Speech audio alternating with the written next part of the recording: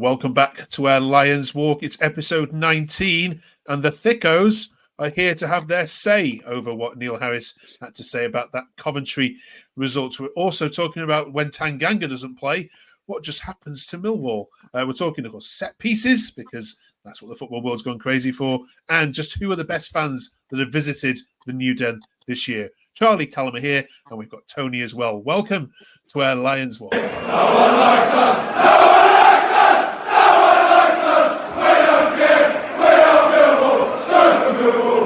We are Millwall! From the den! Oh, yes, it's been a very busy week for Millwall. Lots to talk about, lots to get through. Welcome back, Charlie and Callum. And Tony's making his debut. Welcome, Tony. How are you? I'm good, mate. I'm good. Thank you for having me on.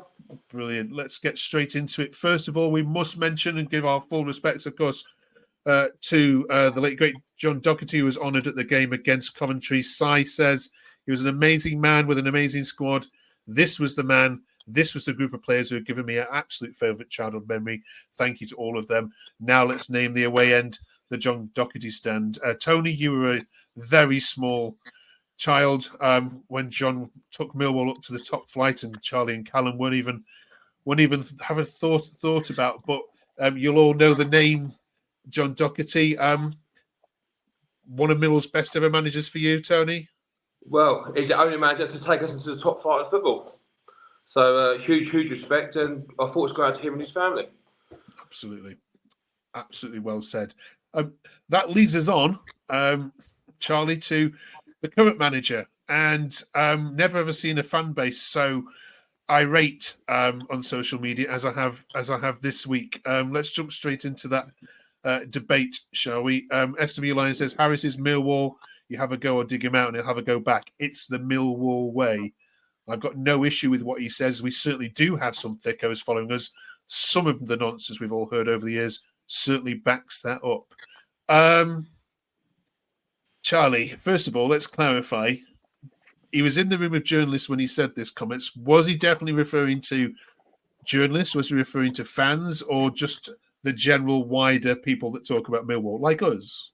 I think it's hard to say, really. I think that's definitely a question for him, but I think in the way it was said, I think the fans automatically just took it as he was speaking about them, because it did almost feel like that, especially after the way he's been criticised over the last week. It was sort of felt like a very weird thing for him to do, really, because I don't think too many people were sort of on his back on Saturday. More towards the Oxford game, you could say everyone was definitely on him, but I think Saturday there was criticism towards him, but I wouldn't say it was like a pile on. And I don't think there was any reason for him to feel attacked and sort of come out at the fans that way. So that's why you could sort of say maybe he was speaking about the backroom staff or the higher up at the club. So I think it's hard to say, really. Yeah, it's difficult because you're missing key players against Coventry. They've got a new manager, so they're always going to have that extra bit of excitement, there. There's obviously a very good away following. Tony says, with respect to calling fans thickos, is completely unacceptable, Callum, as was today's performance, and I speak as a big Harris fan. Nobody is bigger than the club. What's your view on it, Cal? I think you've got to look at it two ways. So for him, obviously, it is the Mill way, where we've, as a fan base, we have obviously say a few things, and it's now come back at us through the press, and the fans are not very, very happy. So it's quite a weird, bizarre situation. They did boo against Oxford, as Charlie said earlier. But he's got a point, really. I mean, in his post-match, he said that obviously we're missing Tanganga, Cooper, Eze wasn't even in the squad.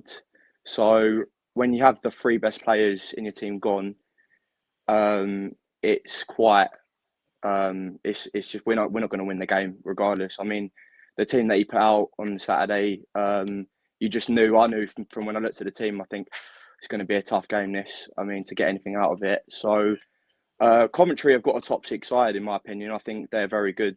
Obviously, the game was not great, not a great watch. I mean, we weren't in the game at all. We didn't even have a shot on target for the whole game. So, it was a shocking performance. But obviously, we were 9 unbeaten, still mid-table. So, in my opinion, just got to keep moving on. Really, we've got tough games coming up, so there's no need to really. There's nothing really in it for me, to be honest. There's lots of fans angry. Thanks, Callum. There's lots of fans angry, Tony. Though, do you understand their anger? I mean, this point was made by Jay. Harris committed managerial suicide. Whether some believe he has a point or not, you do not, under any circumstances, go after the fans, and especially calling them thickos, the same fans that pay hard-earned money up and down the country on his wages, and other people saying, he dug out some younger players, saying the younger players didn't close down enough against Coventry. But where do you stand? Can you understand people's anger, Tony? Not really. I think we're getting a little bit too sensitive over the matter. He's a Millwall through and through. He's Millwall through and through. He's passionate. He wears his heart on his sleeve. We've just gone 9 games unbeaten. He got a bit of stick after the Oxford game, which he deserved, because bringing Bradshaw on was a terrible decision. So I think he got a bit round up over that, and then obviously, when you're sitting in that Millwall dugout and the fans behind, they don't give you an easy time if it's not going well. So I think he's just got the emotions got his better of him, and he bit back. And there's nothing wrong with it. We move on. And I don't think it was just the fans. I think there's something going on upstairs with the ball he's not happy with. It's the press. I think it's just a mixture of everything. Can I just jump in there, please, Mark, quickly? Mm-hmm. So as Tony just mentioned, we mentioned it last week on the show with obviously me and Charlie, and obviously Don wasn't here, but me and Charlie mentioned it about Steve Gallen last week on last week's show, and he actually done another interview during the week about the plans for the future. And I had this thought the other day, actually, funny enough, that I think that you've got Ivanovic, Imaku on the bench, who are 19 years old, and he's bringing on Bradshaw, who's in his early 30s. Sorry, I think you've got at the minute. I think you've got Harris thinking in the back of his mind, my contract's running up at the end of the season. Maybe he doesn't. Maybe he does care. Don't get me wrong, he does care. But maybe these comments are coming out, maybe to the message of the ball's up the top. But I think the club structure, where we're going for young players and we're going to develop them and bring them into and sell them off for good money, I don't think Harris sees the same as the board at the moment. So I think that might play into the club's mind, whether that's he does his time to the end of the season and then we move on, or because I don't think they're going to give him another contract at this rate if he carries on like this with all the press and stuff like that at the minute. So we'll have to wait and see. All right. Charlie, last week we were crying out for him to start Langstaff instead of Bradshaw. He did just that. How did Langstaff do? I can't say it was his best game in a Millwall shirt. I think he did look a little bit off the pace at some points. But one thing I quite liked from what I saw from him, he was taking on more shots. When he was getting the ball, he was looking a bit more proactive. He was looking to sort of find something when he was on the ball, which I thought was quite promising. I think you could argue that the fact he hasn't really played very much football over the last few weeks plays a part into that. Also, I know it sounds a bit sort of like a stupid thing to say, but the conditions on Saturday's match probably didn't play out for it to be any footballer's best match on the pitch. So I think it's a step in the right direction. Starting him, he's definitely a better option to have than Bradshaw. But I think he does still need time to adjust a little bit. But at the same time, he's got to do that quickly because we're nearly in January now. So, moving on then from Harris to Tanganga, Tony.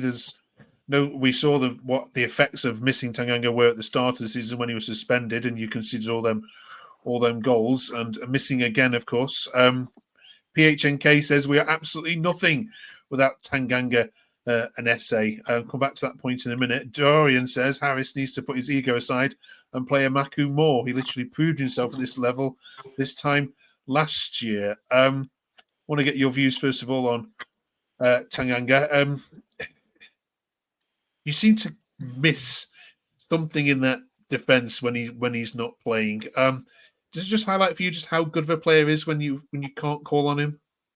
Oh, he's a brilliant player, absolutely fantastic player. And it's not just him; it's Jake Cooper as well. Them two work so well together. Where Tanganga is everyone's smaller than Jake Cooper, but he's more fitter, he's more athletic, where Jake Cooper wins a lot in the air. And also, you can see when Tanganga was playing alongside Hutchinson, where I was sitting a bit slower, I could see in the first half, he's kind of talking Hutchinson through the game. When Hutchinson's like in his late 30s, he's got his young player coming in talking to him. He's got so much confidence about him. I think he's a real big miss when he's not playing in both boxes, going forward as well as defending. Cheers for that, Tony. Callum, I'll ask you about Amaku because loads of people are saying he was an excellent him and Aziz, especially in the second half. Should he get more game time for you? I think he should, yes, purely because of the fact that he offers us something going forward. Whenever we're a goal down, or we're losing, or we're drawing. In fact, he just brings that directness and the pace in behind. We all know, obviously, we've mentioned before about Harris doesn't really particularly like him, so I think he should personally get more game time, whether that's half an hour, 45 minutes. But I don't think with Harris in charge, he won't get a lot of minutes this season. So that whether that's sending him out on loan in January, or keeping him and just giving him 15 minutes, because let's be honest, he's 19 years old and he's not going to get much development by playing 15 minutes here and every match. I mean, it's just not going to work. So I think he should go out in January on loan, to go somewhere else, get some game time, and then develop, and then bring him back in the end of the season, see where his development is. Okay, Charlie, do you agree with that?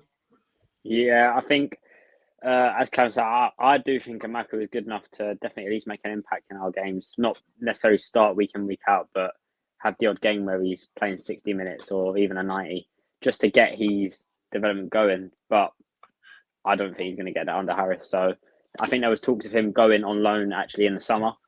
So I'm pretty sure in one of Harris's pretty much interviews, I think it was last week, he said about sending some players on loan. So I think Amaku could definitely be one of them. Right. Cheers for that, fellas. I differ on that opinion. I reckon he will get the time under Harris in due course. I mean, he is a bit hot-headed. He did come off the bench, was it about a couple of weeks ago, and he got 2 quick yellow cards and got sent off.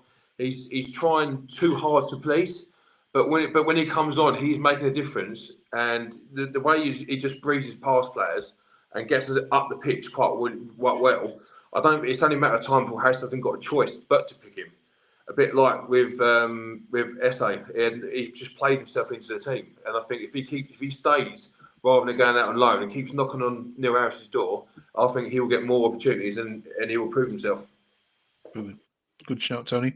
Thank you, all three of you. A big week for Millwall this week. You've got Sheffield United and the Borough, of course, in the space of five days. So you're going to need some defensive work this week to certainly shut out both of those teams. But it's set pieces that we're focusing on this week, because there's been so much talk, hasn't there, across the footballing world with the importance of set piece coaches and so on.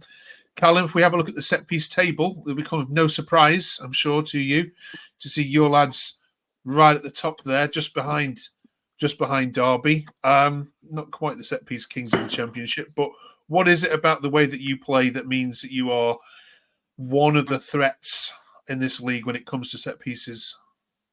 Well, when we've got, Jake Cooper and Tanganga, we've got, the height in Cooper. Tanganga can also get up for it, for corners and set pieces. I think our play tactically is based on set pieces. I mean, you look at the last 3 seasons, we've been up there, up and around the top of the table with set pieces. I mean, like all of the corners that we have and, the free kicks that we have, we get the balls lumped into the box and then either Cooper or Tanganga head it back in for other people. So it's a massive part of our game as a football club. So, it's good to see us up the top. But obviously with players out injured at the moment, it's not looking very good at the minute with the players out. So hopefully we can get Tanganga back, for the Sheffield United game on Wednesday, and hopefully Eze as well, and we can start scoring some more set pieces. Tony, I'll come to you. Forgive me, because you're maybe a little bit older than Sorry, before we carry on, I'll pick up Callum's point of set pieces. On Saturday, as soon as we got a free kick, normally as a Millwall fan, when you got Cooper and Tanganga going forward, you get a bit excited. You think, here we go, there's a goal coming. As soon as we got a free kick, I didn't know what we were going to do with it, because putting that ball in the box, there was just no one to get their head on the end of it. Yeah, I think it was a point well made, wasn't it? That you not just missing him from a defensive point of view, from an aerial point of view at the other end as well. Tony, Norwich fans want to sack their defensive coach this week on set pieces. Do you think we've gone a bit too far in football? The fact that we've now got set piece coaches being hired and shown on Sky and so on, is it just a little bit? No, not at all. I mean, I think Arsenal will be a really good example, won't they? They've spent nearly £800 million on players, but yet they're relying on set pieces because it's such a huge part of the game. When you've got someone who can just pinpoint the ball into the box and you work hard in it, it's a good way of getting points and getting goals on the board. Okay, I can't budge you on this one, because when I was schooled on it, it was just put a ball in the box and get your head on it, son. That was the way you used to coach set pieces. Game's changed now, though, isn't it? Yeah, absolutely. It's not an old man's game anymore, is it? Right, let's know your thoughts in the comments. Finally, this week we're asking about who the best fans are to have visited the new den. No one's shouted out Millwall yet when we've asked other fans, but let's get your views on who's impressed you, Charlie. I actually wouldn't say there's been too many sort of standout fans that have come to us. I think in terms of numbers, you definitely got to say, I think the obvious Leeds are up there. I think when they came down on a Wednesday night, I don't think we'd take the same amount up there.